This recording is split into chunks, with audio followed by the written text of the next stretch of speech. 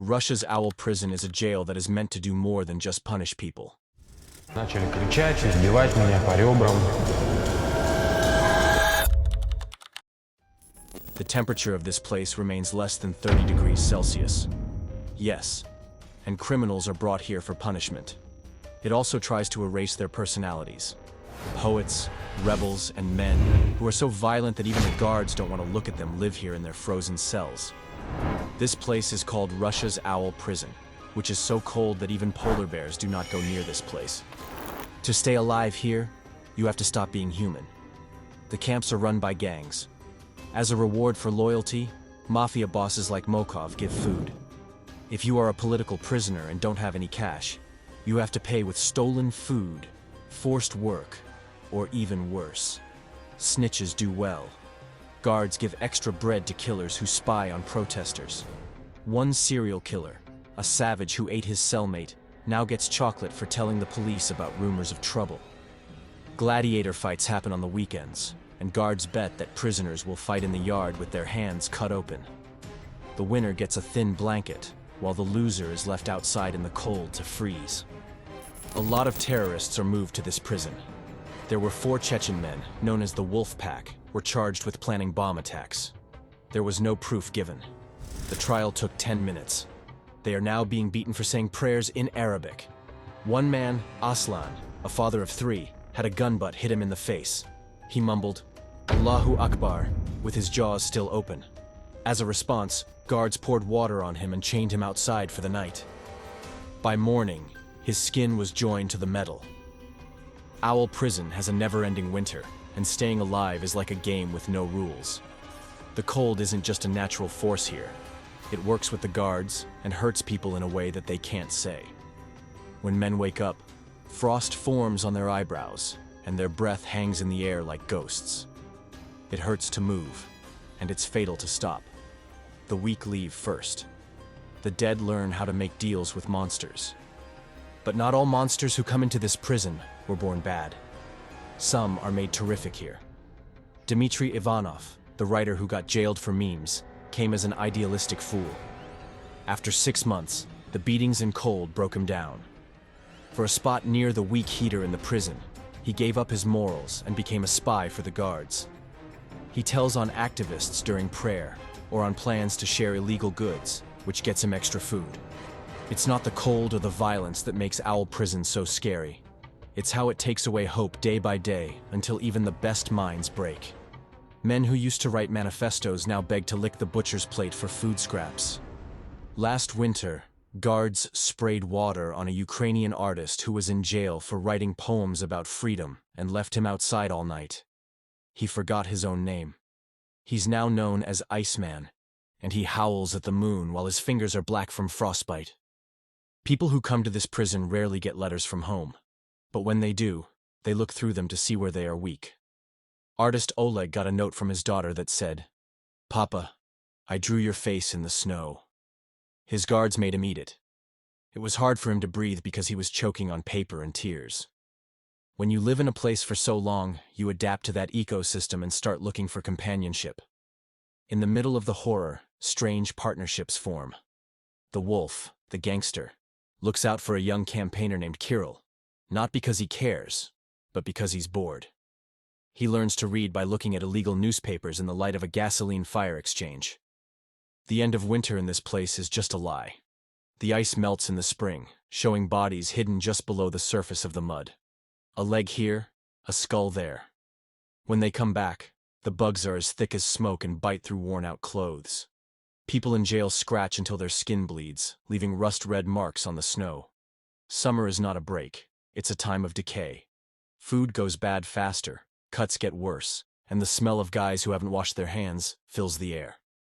Men in the barracks use stories about what's going on outside as money. In the fall, the cold comes back, and the cycle starts all over again.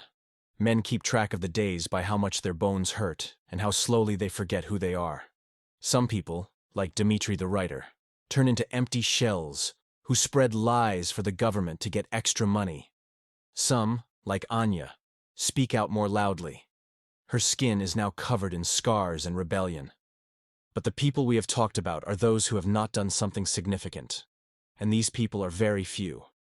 Most of the criminals that are brought in are usually serial killers and child molesters, and some have done crimes that cannot be enough talked about. Even when a serial killer who is imprisoned here, they beg for death rather than being in this prison. The place is so cold and away from human civilization that you keep on begging for your death day to come as soon as possible. The cells in this jail are more than just places to sleep. They are also used to torture people, from cramped dorms to isolation cells that look like coffins. Either you can sleep in them or stand. There is no place to sit down. Hence, when prisoners wake up, they stand and they keep on standing the whole day. Yes. And do what? Look at the wall in front. There are different kinds of cells here. The first type is general population cells, where 8 to 10 guys squished into a small garage-sized room. Along the walls are rusty bunk beds with thin pillows that are moldy and smell like sweat. The only source of heat is a heater that coughs up cold air in the winter, letting frost grow up the walls like white mold. Men sleep squished together to stay warm, their breath making the air foggy, and their limbs twisted to stay alive in the cold. In the summer, the same rooms turn into hot, stuffy sweat boxes, where mosquitoes fly in through broken windows to feed on prisoners' exposed skin. There is no privacy. The toilets are just holes in the floor with no walls between them, so guys have to go to the bathroom in full view of their cellmates and guards. Tuberculosis, gangrene, and other infections grow quickly here because the air is damp and doesn't have enough circulation. The punishment rooms are the real fears. They are tiny concrete boxes that are made to break even the strongest minds.